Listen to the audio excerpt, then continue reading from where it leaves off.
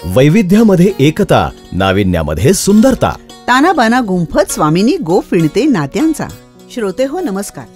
साड्यांची महाराणी स्वामिनीच्या यूट्यूबच्या या नव्या कॅलेंडर मालिकेत आपल्या सर्वांचं हार्दिक स्वागत. मंडळी, दरवर्षी आपण वेगवेगळ्या विषयांवर स्वामिनीचं कॅलेंडर करत असतो.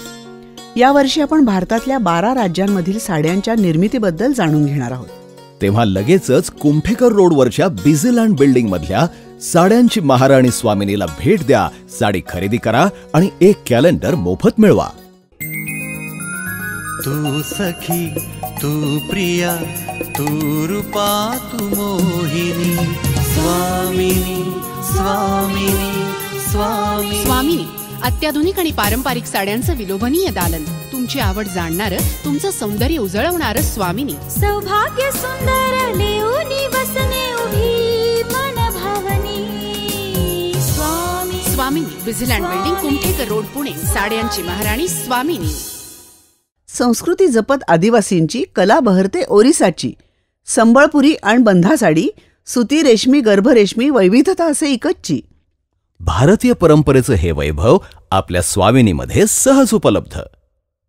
आज मी तुला ओरिसातील साड्यांबद्दल सांगणार आहे. पण काय हो, ओरिसा आणि ओडिशा यामध्ये काही फरक आहे का? छान प्रश्न आहे. दोन्हीतही काहीही फरक नाहीये. ओडिशा आणि ओरिसा एकच. ओडिशाची आणखीन सुद्धा नावं आहेत. उच्छल, उत्कल, उड्रदेश, ओड्र, ओडिशा, ओडिसा, ओडिसा, ओडिशा, ओढिया, ओदिशा, ओरिसापुरी. बस बस बस बस बस कळलं बर का. तर ओडिशा हे भारत देशाच्या 28 राज्यांपैकी एक राज्य. भुवनेश्वर ही ओरिसाची राजधानी. भुवनेश्वर आणि कटक ही जुळी शहरं. पण काय हो, ओरिसामध्ये पाहण्यासारखं काय काय आहे? अगं, खूप सुंदर गोष्टी आहेत. जगन्नाथ मंदिर, कोणार्कचं सूर्य मंदिर, अशी अनेक जगप्रसिद्ध सांस्कृतिक स्थानं आहेत इथं. ओडिशामध्ये प्राचीन भारतीय संस्कृतीचे अनेक ठसे आढळतात. पण आता ओडिसातल्या कुठल्या साडीबद्दल तुम्ही मला आधी सांगणार आहात? आज मी तुला संबळपूरमध्ये तयार होणाऱ्या संबळपुरी साडीबद्दल सांगणार आहे. संबळपुरी साडी? तर बांधा किंवा एकत या नावानं प्रसिद्ध असलेली संबळपुरी साडी मूळची ओडिसाची, ओरिजिनल वगैरे म्हणतात ना तशी.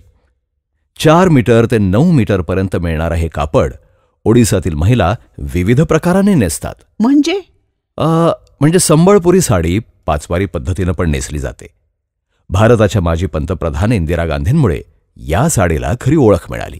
हो, आणि तेव्हापासून राजकारणातल्या स्त्रिया आणि राजकारण्यांच्या परिवारातल्या स्त्रियांच्या कपाटात या साडीला विशेष स्थान मिळालं, हो ना? बरोबर. संबळपूर साडीचा इतिहास आणि संबळपूरचा इतिहास हे दोन्ही निगडीत आहेत बरं का. ते कसं काय? सांगतो ना. संबळपूरचं नाव समलेई देवीवरनं आलंय, जिला संपूर्ण मध्य प्रदेशचीच देवी मानलं जातं. संबळपूर हे भारतातील अत्यंत प्राचीन जिल्ह्यांपैकी एक मानलं जातं. पूर्वी इथं हिऱ्यांचा व्यापार होत असे. इथून अगदी रोमपर्यंत हिरे निर्यात केल्याचा उल्लेख इतिहासात आढळतो. त्यामुळेच पूर्वीच्या काळी संबळपूर हे हिराखंडा या नावानं ओळखलं जात होतं. बर, पण मग संबळपुरी साडीचा आणि ह्या सगळ्या गोष्टींचा नक्की काय संबंध आहे? सांगतो ना, पण त्याआधी मी संबळपुरी साडीबद्दल थोडी माहिती सांगतो. बर. संबळपुरी साडी ही एक पारंपरिक पद्धतीनं हातानं विणलेली इकत साडी आहे. आता हे इकत म्हणजे काय? संबळपूर साड्यांमधील विणकामांमध्ये टाय डाय आर्ट म्हणजे बांधणीची कला, जी एक साडी तयार करण्याची पारंपरिक कलाकुसर आहे, त्याला संबळपुरी इक्कत असंही म्हणतात. संबळपुरी साड्या मुख्यतः त्यांच्या हातमाग विणण्यासाठी, पारंपरिक आकृतिबंधांसाठी, समृद्ध रंग आणि दर्जेदार धाग्यासाठी ओळखल्या जातात. आणि आता या साड्यांचं उत्पादन कुठे कुठे होतं? ओडिसामध्ये बरगड, सोनपूर, संबळपूर, बालंगीर आणि बुद्ध जिल्ह्यांमध्ये याचं उत्पादन होतं. बर. संबळपुरी साडीमध्ये पारंपरिक डिझाईनचा समावेश केला जातो. म्हणजे कुठल्या कुठल्या? म्हणजे शंख, चक्र, फुलं या डिझाईनचा यात वापर होतो. आपण जर नीट पाहिलं तर या भगवान जगन्नाथांच्या हातात असलेल्या गोष्टी आहेत. हो. ओरिसामध्ये आदिवासी संस्कृतीची परंपरा असल्यामुळे लाल काळा या रंगांचा या साड्यांमध्ये मुक्त वापर केला जातो, ज्यामध्ये विणण्यापूर्वी ताना आणि बाना रंगवले जातात आणि त्यानुसार साडीवर डिझाईन केलं जातं. तानाबाना म्हणजे उभे आडवे धागे. आता या साड्यांचा इतिहास तरी काय हो? ही कला खूप वर्षांपूर्वी धुलिया समाजाद्वारे पश्चिम ओडिशामध्ये गेली. 1192 मध्ये मुघलांनी चौहान साम्राज्याचा नाश केला. त्यानंतर हा समुदाय उत्तर भारतातून पश्चिम बंगालमध्ये गेला. पूर्वी या साड्या नैसर्गिक रंगात रंगवल्या जात असत. आणि रंगसंगती लाल, काळी आणि पांढरीच होती का? म्हणजे अगोदर तुम्ही सांगितल्याप्रमाणे? हो. पण मग अशीच रंगसंगती का वापरत होते? या रंगांच्या द्वारे आपण कालिया म्हणजेच भगवान जगन्नाथ यांचं दर्शन घडवत आहोत अशी त्या विणकरांची श्रद्धा होती. भगवान जगन्नाथांची? हो. प्राचीन चिनी इतिहासकार युएनसंग याच्या ऐतिहासिक नोंदींमध्ये संभालकाचा राजा इंद्रभूती याचा उल्लेख आहे. या इंद्रभूतीचा तर काय? या इंद्रभूती राजानंच अत्यंत प्राचीन काळी समलाई टेकडीच्या घनदाट अरण्यात एका गुहेमध्ये जगन्नाथाची स्थापना केली. ओ बर बर. ओरिसामधील पुरी इथं सुप्रसिद्ध जगन्नाथपुरीचं मंदिर स्थित आहे. हो. अवघ्या भारतभराच्या श्रद्धेचं स्थान असलेल्या या जगन्नाथांचं मूळ स्थान समलाई टेकडीवर आहे. अगो बाई, काय सांगताय? जगन्नाथपुरीला हिंदू धर्मातील 4 धामांपैकी एक मानण्यात येतं. इथं स्थित असलेल्या जगन्नाथांची श्रीकृष्ण रूपात भव्य यात्रा काढण्यात येते. त्याचप्रमाणे त्यांचे मोठे बंधू बलराम आणि भगिनी सुभद्रा यांच्या मूर्तींची दरवर्षी वेगवेगळ्या रथांमधून मोठी यात्रा काढण्यात येते. हो हो, ही जगन्नाथाची यात्रा तर जगप्रसिद्धच आहे की. हे जगन्नाथ पूर्वी नीलमाधव या नावानं पूजले जात होते. हे भिल सरदार विश्वासू यांचे आराध्य दैवत होते.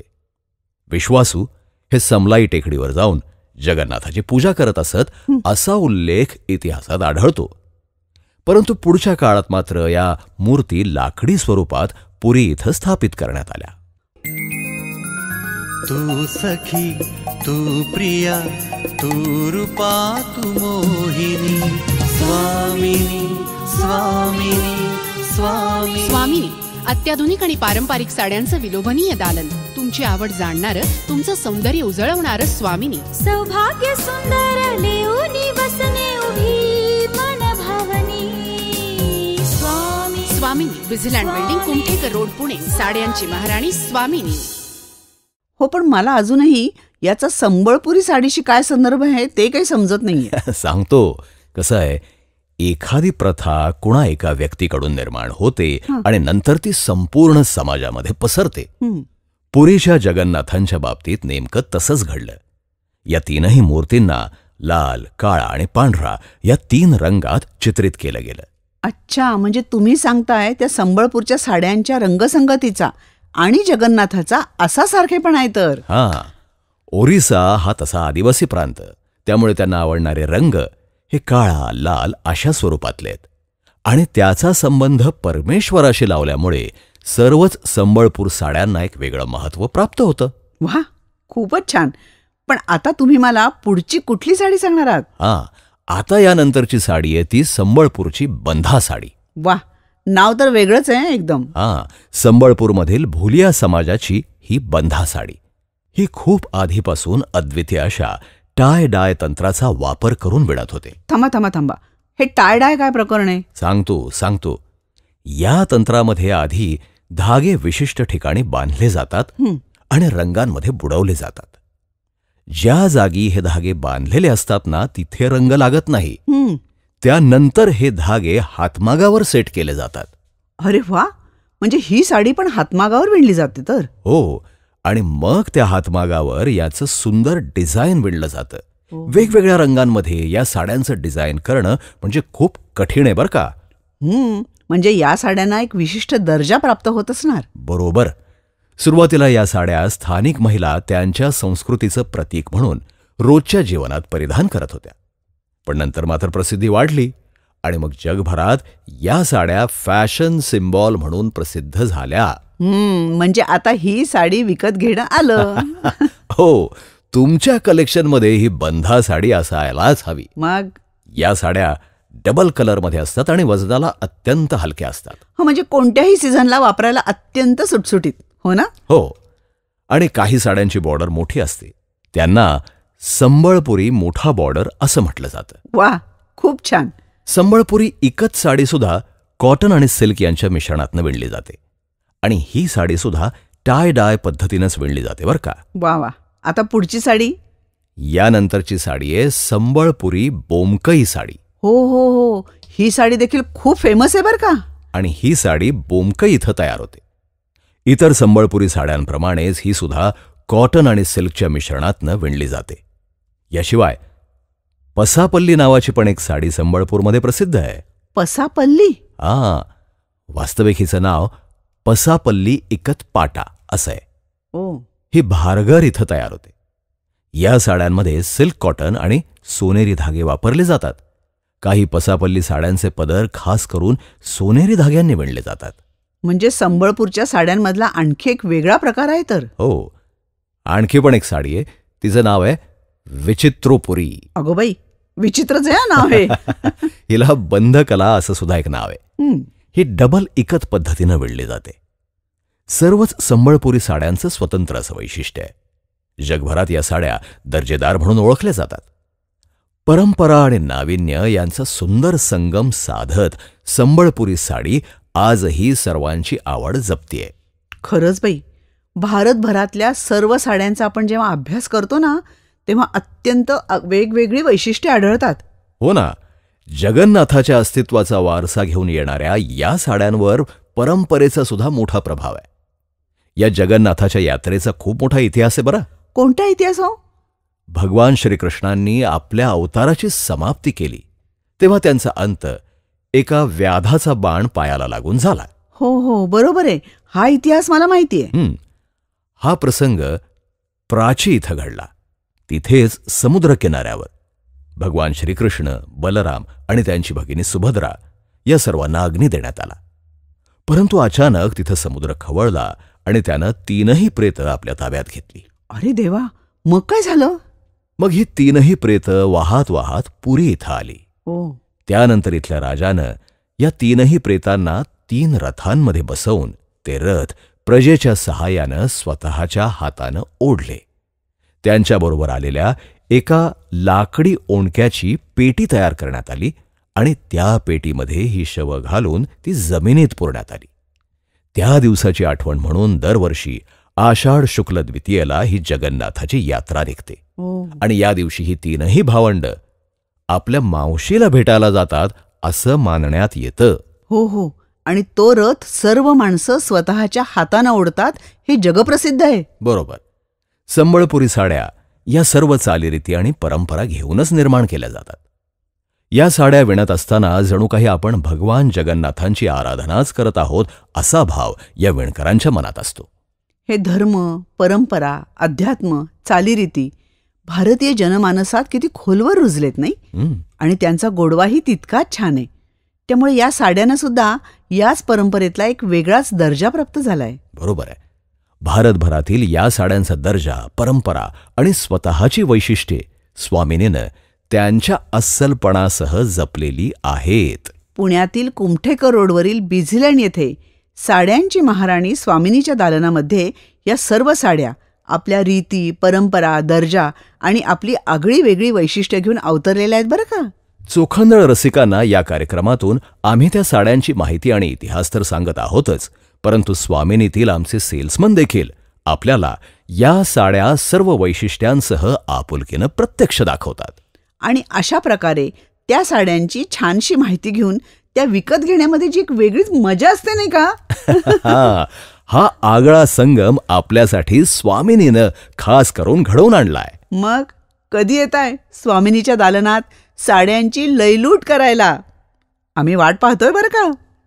संकल्पना नावेद आणि जावेद शेख, लेखक प्रताप देशमुख, निवेदन सुनेत्रा मंकणी, डॉक्टर अमित त्रिभुवन, निर्मिती रविराज पब्लिसिटी प्रायव्हेट लिमिटेड, ध्वनिमुद्रण व्हायब्रेनिया द स्टुडिओ प्रायव्हेट लिमिटेड, ध्वनिमुद्रक अजिंक्य पुरंदरे, निर्मिती संयोजन शेखर काळे.